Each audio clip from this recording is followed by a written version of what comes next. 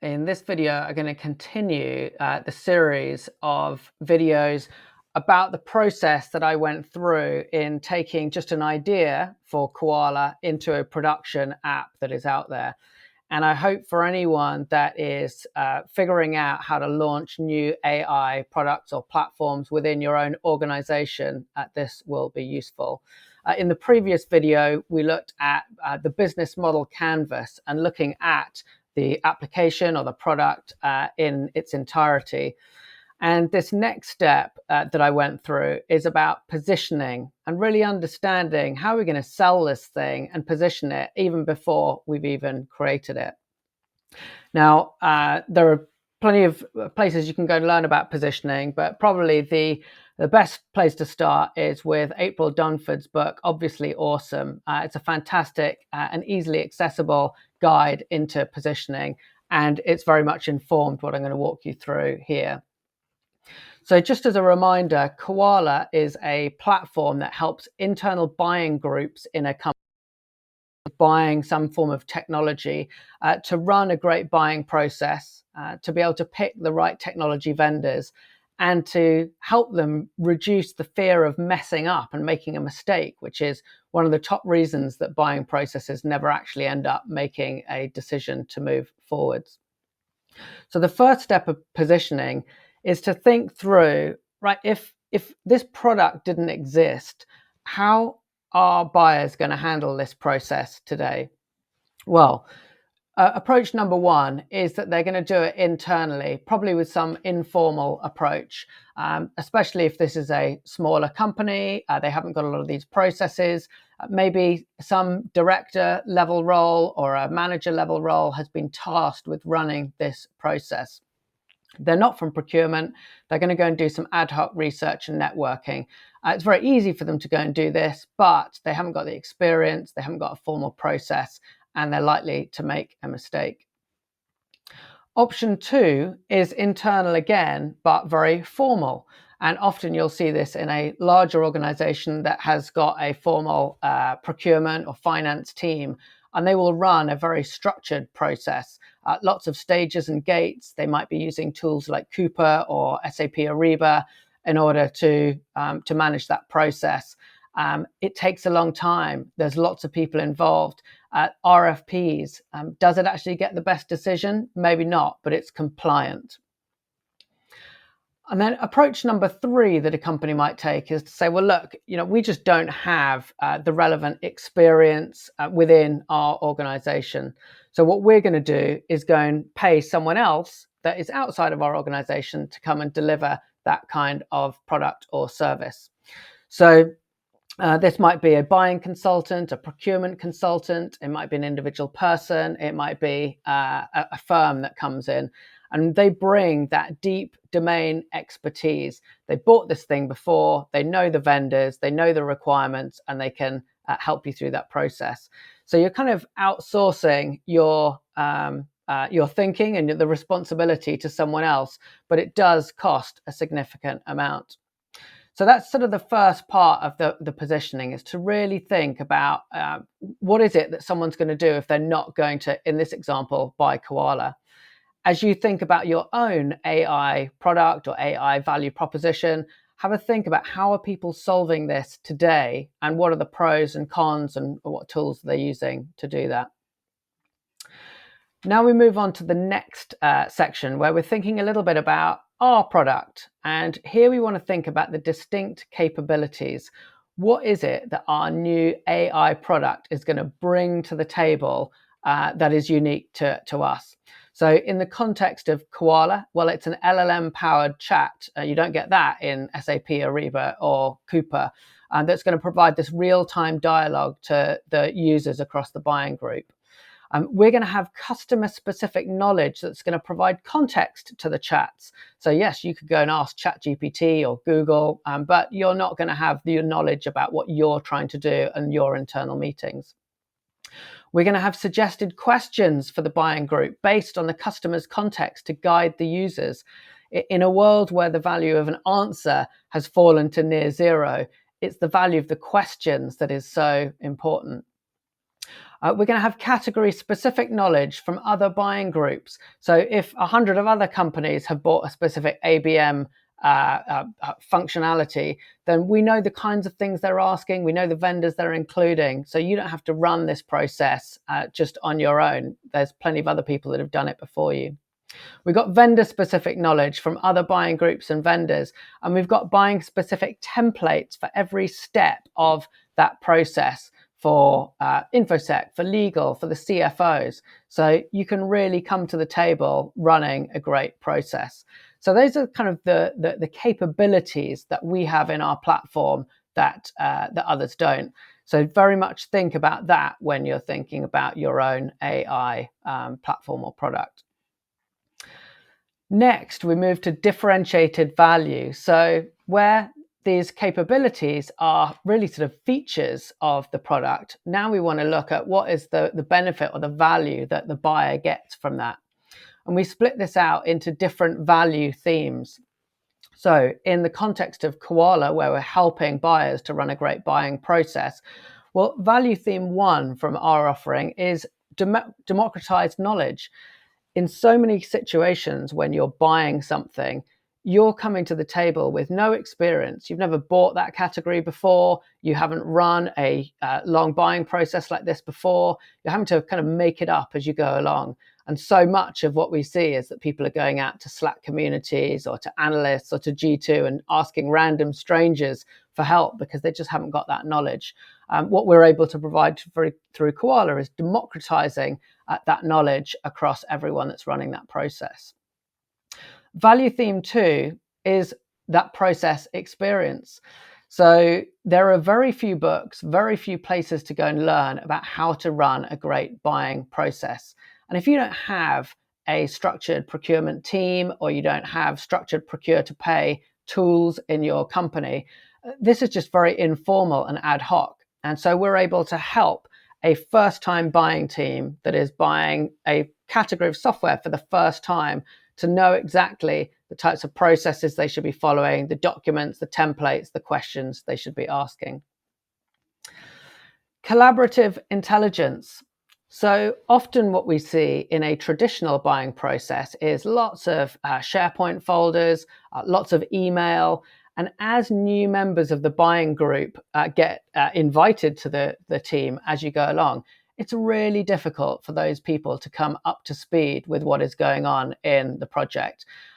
They are asked to go and watch pre-existing webinars, read through all the emails, but the reality is there's a lot of fake it till you make it. So that collaborative intelligence of bringing a team together and making it super easy for a new member of the buying team to just ask, how did we get here? Or catch me up is super valuable. Value theme 4 is about being always available. So one of the approaches that a company might have taken traditionally is to get external resource. Well, can you get that external resource immediately? Are they available on all global time zones? Are they available 24/7? Are they happy to spend time with every new buying member to explain exactly how we've got here? And do they have knowledge of every single category that you might be buying? So this concept of always available expertise that never asks or never complains about silly questions is super valuable. Easy onboarding. Most buying teams have never bought this category of software before. They're not professional procurement experts. They've just been tasked, help us evaluate an ABM platform, help us explore a new payroll system. And so a new tool needs to be super easy to use. You don't need to have a degree in procurement to get on board, as you might with an Ariba, a Coupa, or any other specific procure to pay tool. And then the final value theme here I've got is about role-specific advice. So if you are the project manager that is running this buying project, then of course, maybe you've got a lot of that insight and knowledge about how to run that process. But if you come from legal, you come from finance, maybe you're one of the implementation team, maybe you're a technical support team, you don't know what it's like to run the buying process for this product. So the ability to ask questions for your specific area and domain is going to be seriously important. So those are the value themes. which is where we've taken our distinct capabilities and then slotted them into the key value that a customer, a user, is really going to want. Democratized knowledge, process experience, collaborative intelligence, always on expertise, easy onboarding, and role-specific advice. Then what I've done is break down in terms of the ideal customers. Who is it that is going to be a great account for Kowalah? And this is so important for you as you're rolling out your own AI products and platforms, in that this may be different to your core offering, your core product. It might either be a subset of your existing customers, or it could be someone completely new. If you've got a new, data offering, it may be a completely different target customer. So here I've just put some key characteristics. The buying triggers, what is going to bring one of these accounts into being a potential Kowalah user. Maybe they've got a digital transformation initiative. Maybe they're replacing some legacy systems. Maybe they've got some growth, or they're opening up in new countries. So that's the ICP. Then I've gone into the buyer personas. So who are the individual people that are going to receive the value from this product? The project lead, who's assigned to run the buying process. So that might be a marketing director that's been tasked with buying an ABM platform, or a finance manager tasked with buying an accounting software. What are the challenges that individual is going to face? And what are their needs that they would have from a tool like this? The executive sponsor, who's going to sign off that budget. And then regular contributors. It could be subject matter experts like legal, IT, end users. Project facilitators. So just think through all of the different personas, both the primary ones and then secondary and tertiary, that would be users of your product. And then we start to think about the market category. So there's lots of great debate about whether you should think about creating a category or whether you slot into one that exists. And for me, and the prevailing recommendation is slot into a category that your customer is already searching for. I might talk about an AI-powered buying platform, but no one is searching for an AI-powered buying platform. They are searching for purchasing software, procurement platforms, procure to pay. And so this is the category that I'll be slotting Kowalah into while we gather inbound inquiries, people searching for that. We'll create content around that category. And then finally, I've gone through a series of use cases. So what are the scenarios that someone might be in when they are using Kowalah? So use case number one could be, I'm doing a new purchase. We've kicked off a project. We need to buy a new CRM system. So either the person that is running that or someone that is part of that team is going to use Kowalah. The trigger might be a digital transformation initiative, and they need to go through that process. The trigger might be that they've just identified a new business need, and so how are they going to buy this new type of software?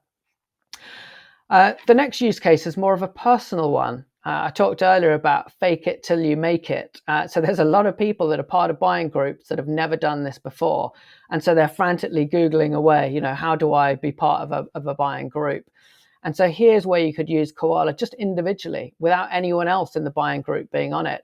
Individual upskilling on the buying process, understanding the right templates and documents, understanding the right questions to ask, and turning up at your next internal meeting or vendor meeting looking like you're an absolute legend with all of the knowledge. Use case number 3 could be a renewal evaluation. So you've got an existing contract, and now you want to make sure that you've got the right product and that you're having the right conversations with your vendors. And then use case 4, which I think is so important, is you get to the end of your process, and how can you validate that decision for your CFO, for your CEO, and the people that are going to sign off the budget here?